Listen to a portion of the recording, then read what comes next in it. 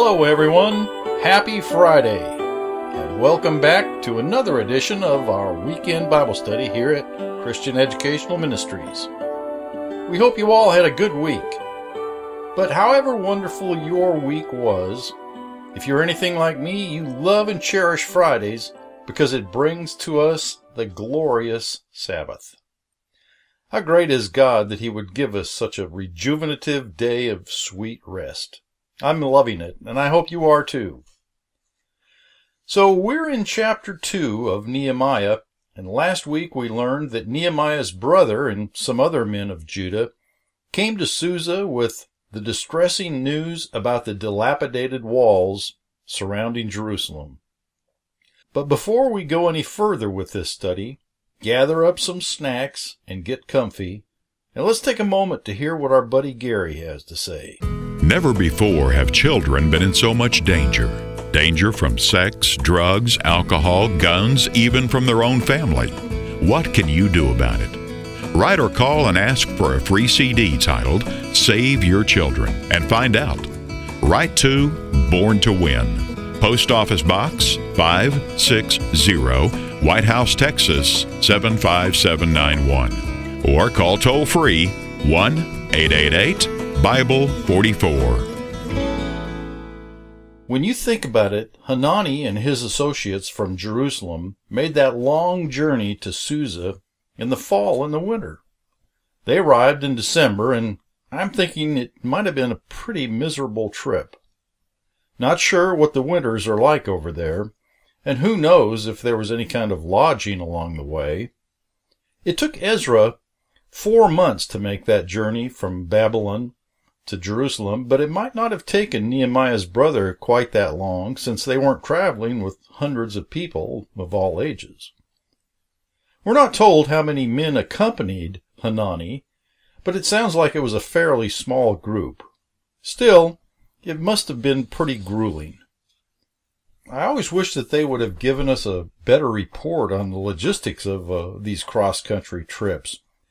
But we're seldom given those kind of details in the Bible, which pretty much is an indicator that we're basically on a need-to-know basis with God. Anyway, they came to meet with Nehemiah because they had serious problems back in Jerusalem, and they needed Nehemiah's help. They knew he was a godly man who was not only conscientious, but he was a resolute man who could be counted on to get things done. They were also very much aware that Nehemiah served in the king's palace and that he was a confidant of the king. They knew he was held in high esteem, or he wouldn't have even had such a responsible job, and they knew he had some influence with the king. After all, this is the same Darius who authorized the financing of the temple, and they surely must have hoped he would be agreeable to help finance the reconstruction of the wall. Darius had a track record of being exceedingly generous toward the people of Jerusalem, and no doubt this was one of those God things. Let's read a few verses back in Ezra that exemplified this king's generosity. Ezra 6, beginning in verse 7. Ezra 6:7. Do not interfere with the work on this temple of God. Let the governor of the Jews and the Jewish elders rebuild this house of God on its site. Moreover, I hereby decree that you are to do for these elders of the Jews in the construction of this house of God. Their expenses are to be fully paid out of the royal treasury from the revenues of Trans-Euphrates, so that the work will not stop. Verse 9. Whatever is needed, young bulls, rams, male lambs for burnt offerings to the God of heaven, and wheat, salt, wine, and olive oil, as requested by the priests in Jerusalem, must be given them daily without fail, so that they may offer sacrifices pleasing to the God of heaven and pray for the well-being of the king and his sons. So it was obvious to the people of Judah that King Darius was quite generous and very gracious to those who were involved in the reconstruction of the temple.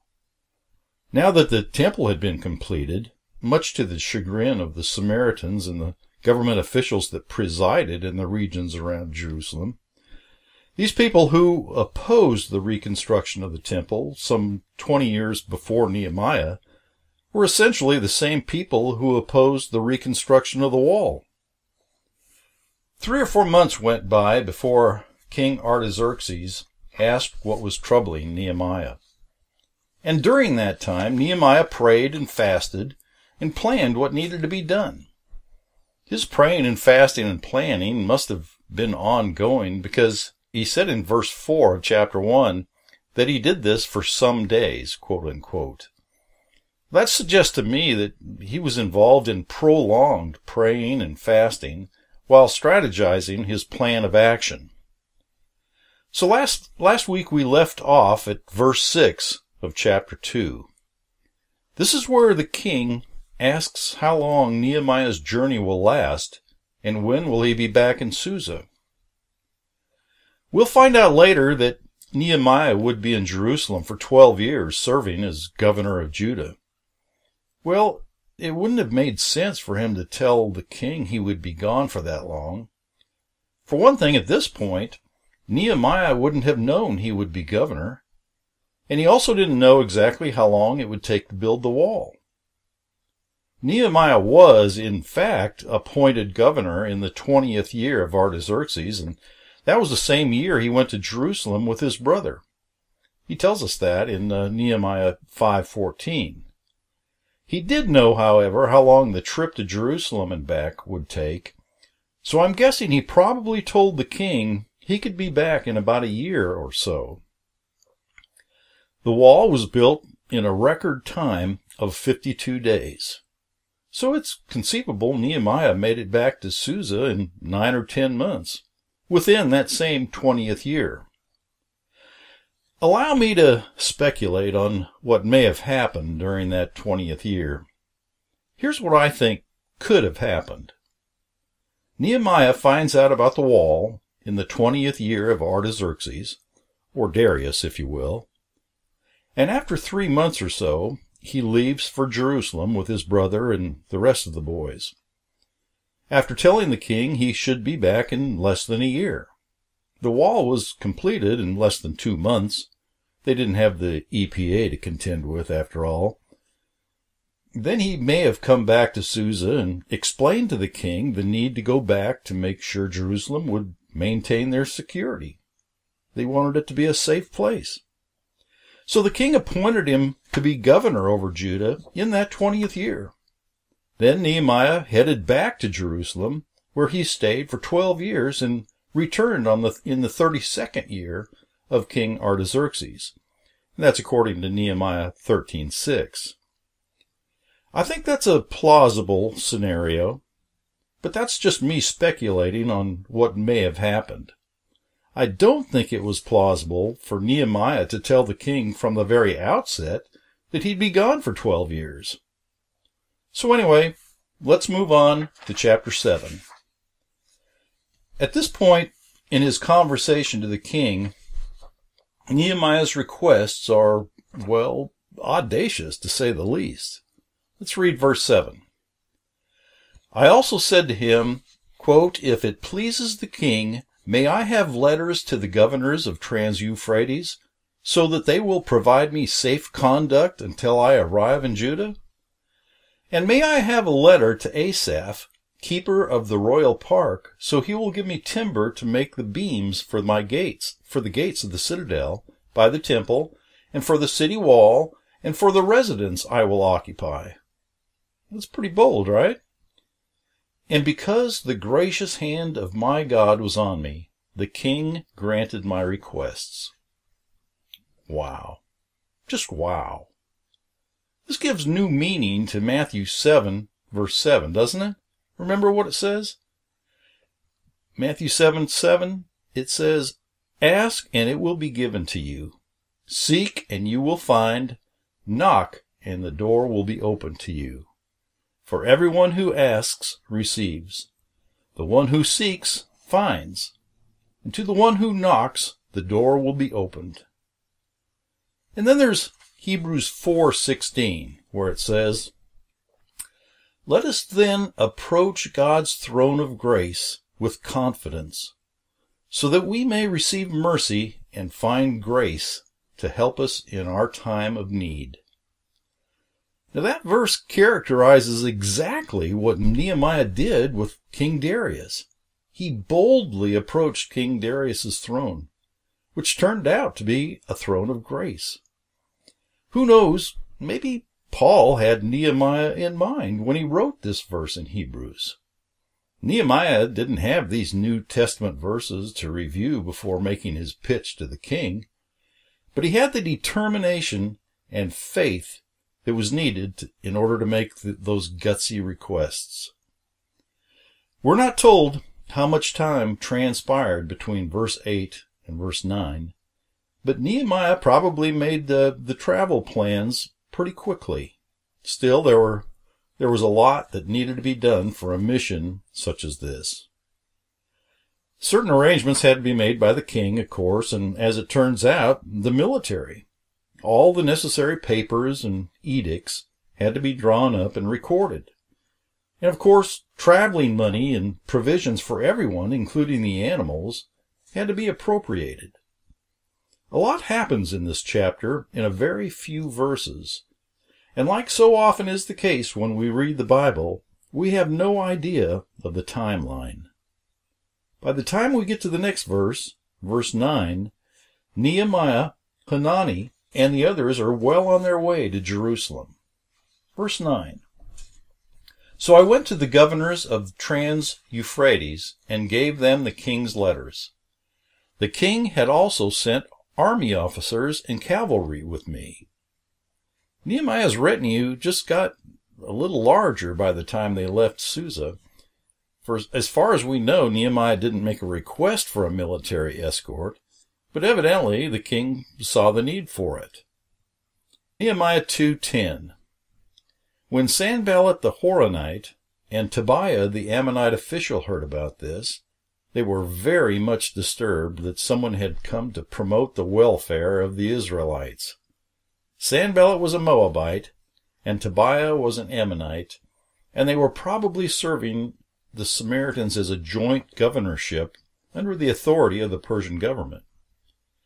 Those two tribes or nations always hated Judah, probably out of jealousy or covetousness, and they actually cheered when Jerusalem was destroyed by the Babylonians.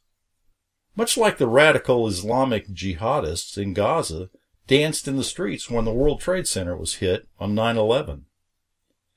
When the temple was rebuilt in Ezra's time, these same people of Samaria threatened those who were working on the temple, and they actually were able to bring construction to a halt before the decree of Darius got it going again. This may have been one of the reasons Nehemiah was given a military escort, to discourage any Samaritan uprising, whereas, if you'll recall, Ezra was not given a military escort. And we'll be hearing more from Sanballat and Tobiah as we follow the progress of the wall as it's being rebuilt. The Expositor's Bible commentary has some things to say about Nehemiah's journey to Jerusalem. And I quote, "Nehemiah's journey up to Jerusalem differed in many respects from Ezra's great expedition, with a host of emigrants, rich stores, and all the accompaniments of a large caravan. Burdened with none of these encumbrances, the newly appointed governor would be able to travel in comparative ease. Yet while Ezra was ashamed to ask for a military escort to protect his defenseless multitude and the treasure which were only too likely to attract the vulture eyes of roving hordes of Bedouin, because, as he tells us, he feared such a request might be taken as a sign of distrust in his God. Nehemiah accepted a troop of cavalry without any hesitation. This difference, however, does not reflect any discredit on the faith of the younger man, Nehemiah, that is. In the first place, his claims on the king were greater than those of Ezra, who would have had to petition for the help of the soldiers if he had wanted it. whereas Nehemiah received his bodyguard as a matter of course. Still quoting, Ezra had been a private subject previous to his appointment, and though he had subsequently been endowed with a large authority and an indefinite character, that authority was confined to the execution of the Jewish law. It had nothing to do with the general concerns of the Persian government in Syria or Judah. But Nehemiah came straight from the court, where he had been a favorite servant of the king. It was only in accordance with custom he should have had an escort assigned to him when he went to take possession of his district. End quote. Now verse 11 and 12 of chapter 2. I went to Jerusalem, and after staying there 3 days, I set out during the night with a few others. I had not told anyone what my God had put into my heart to do for Jerusalem. There were no mounts with me except for the one that I was riding on. And after this long trek to Jerusalem, they rested for 3 days. Ezra told us in Ezra 8:32 that he did the same thing. Though little else is said about the journey, I think it's interesting that they made sure to tell us that they rested for 3 days after arriving in Jerusalem without even telling us anything about the trip. Nehemiah is keeping his mission a secret at this point, and for good reason. He doesn't want anyone to know anything because it would get leaked to the enemies. He wanted the advantage of secrecy. Okay, let's read the next 3 verses, or we could take a break. Let's take a break. Central to understanding the Christian faith is the idea of covenant. What exactly is the difference between the Old and New Covenants? And what is behind the biblical idea of covenant? Write or call for a free CD titled, The Idea of Covenant. Write to Born to Win, Post Office Box 560, White House, Texas 75791. Or call toll-free 1-888-BIBLE-44. All right, in the next few verses, Nehemiah mentions some of the gates that needed to be rebuilt. It's difficult to envision what the walls must have looked like and where the gates were located. But guess what? We have Google. Do some Googling and search for Nehemiah's Wall or map of Nehemiah's Wall. And you'll get hundreds of images that will pop up. It'll give you a much better perspective on what it might have looked like. Okay, now verse 13. By night I went out through the valley gate toward the jackal wall and the dung gate, examining the walls of Jerusalem, which had been broken down, and its gates, which had been destroyed by fire. Then I moved on toward the fountain gate and the king's pool, but there was not enough room for my mount to get through. So I went up the valley by night, examining the wall. Finally I turned back and re-entered through the valley gate. Verse 16. The officials did not know where I had gone or what I was doing, because as yet I had said nothing to the Jews or the priests or the nobles or officials or any others who would be doing the work. Then I said to them, and this is probably the next day, you see the trouble we're in. Jerusalem lies in ruins, and its gates have been burned with fire. Come, let us rebuild the wall of Jerusalem, and we will no longer be in disgrace. When he told them that, there might have been a long pause, and then some strange looks. But then he said this, verse 18. I also told them about the gracious hand of my God on me, and what the king had said to me. And then they replied, let's start building. So they began this good work. So they began to organize and put the plan in action. Again, we don't know the timeline here, but word soon got out to their detractors. The same detractors who intimidated the temple builders during Zerubbabel's time. And they used the same tactics. Verse 19. But when Sanballat the Horonite and Tobiah the Ammonite official and Geshem the Arab heard about it, they mocked and ridiculed us.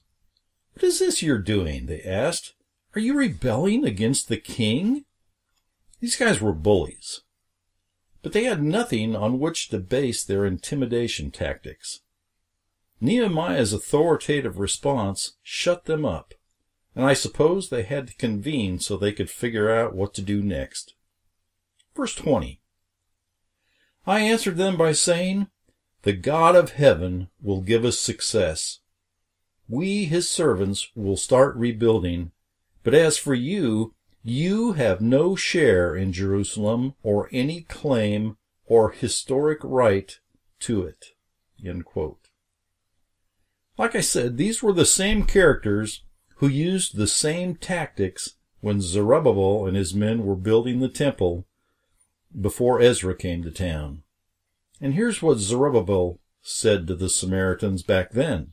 Let's read Ezra 4:3, and it says this. Ezra 4:3. "But Zerubbabel, Joshua, and the rest of the heads of the families of Israel answered, 'You have no part with us in building a temple to our God. We alone will build it for the Lord, the God of Israel, as King Cyrus, the king of Persia, commanded us.'" End quote. Odd, isn't it? Or maybe it's not so odd that modern-day Israel is having similar problems with many of the same people. Currently, in modern-day Israel, they want a claim on part of Israel. They want to claim part of Jerusalem, East Jerusalem, where the Temple Mount is. The Palestinians want that land for themselves. And sadly and scarily, the international community, the United Nations, and all the nations who hate Israel have turned against Israel and are getting very close to demanding that Jerusalem be a divided city so that Palestinians can have a homeland.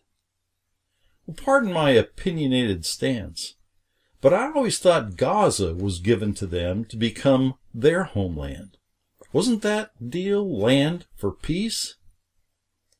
Well, just as Zerubbabel and Nehemiah told the Samaritans and the surrounding inhabitants of the land back then, they had no part of and no claim to the temple, the wall, or any part of Jerusalem or the lands which God gave to Abraham, Isaac, and Jacob. And so it is to this very day. And that's the end of chapter 2. Before we begin chapter 3, I want to look at 7 leadership qualities that Nehemiah lived by. Now, there are any number of leadership qualities out there that have been discussed by motivational gurus throughout the ages, but these 7 are basic and easily identifiable in prominent leaders such as Nehemiah. The first one is vision. Great leaders have to have vision. They have to be able to see what needs to be done. Jonathan Swift, who authored Gulliver's Travels, said this: "Vision is the art of seeing the invisible." And we're probably all familiar with Proverbs 29:18, which says, "Where there is no vision, the people perish. But he that keeps the law, happy is he." So keeping God's law is essential for someone to have vision. And by that I think it means when you keep the law of God, you're better able to see and understand God's plan. When Nehemiah was informed about the wall, he must have visualized what it was like and how it was supposed to be. Even though he had never been to Jerusalem that we know of, he could envision the solution to the problem. The second is courage. Courage is the most recognizable leadership quality. John Wayne had a pretty good description of courage. The Duke said, in his own inimitable way, "Courage is being scared to death, but saddling up anyway." And remember what Joshua said to the Israelites when they entered the Promised Land. "Only be you strong and very courageous. Then you will make your way prosperous, and then you will have good success. Nehemiah showed a great deal of courage when the king asked him why he looked so sad. He didn't hem and haw or mince words in any way when he told the king what was wrong. He showed even more courage by telling the king what all he needed and how long he would be gone. The third leadership quality Nehemiah had was integrity. Mark Twain said, "Always do right." This will gratify some people and astonish the rest. Well, Nehemiah was about to gratify God and the people of Judah, and as far as the Samaritans and detractors around Jerusalem were concerned, with God's help, he was about to astonish them. The fact that he held a very responsible job serving the king in the Susa palace was proof of his integrity. The fourth quality of leadership is humility. Nehemiah showed his humility in coming before God for 3 months in prayer and fasting. He gave God the credit when the king granted his wishes to build the wall in Jerusalem. Isaiah 66:2 says this, "These are the ones I look on with favor, those who are humble and contrite in spirit, and who tremble at my word." The fifth quality is strategic planning. Nehemiah had 3 to 4 months of intense prayer, meditation, and fasting, which served him on several levels. It helped him become more intimate and at one with God. This concentrated time spent with God in prayer and fasting surely increased his faith as he reflected on his responsibilities and his many answered prayers. No doubt he gave thanks to God for his many blessings and opportunities. This must have also been a time for him to put together a plan on how to build the wall and how to approach the king with the proposition of going to Jerusalem. And unfortunately, this is where we're going to have to stop tonight. But we'll continue with these 7 qualities of Nehemiah's leadership next week. We're really fortunate, blessed really, to have in our hands these historical characters, quite literally of biblical proportions, who we can look to as great role models. Thank you so much for being with us tonight, and I hope all of you will be back again next week for part 4 of this study on the book of Nehemiah. Oh, and one more thing. Feel free to email me with your questions or comments, and be sure to tell us where you live. My email address is richg@borntowin.net. Good night, everyone, and have a fantastic rest of the week.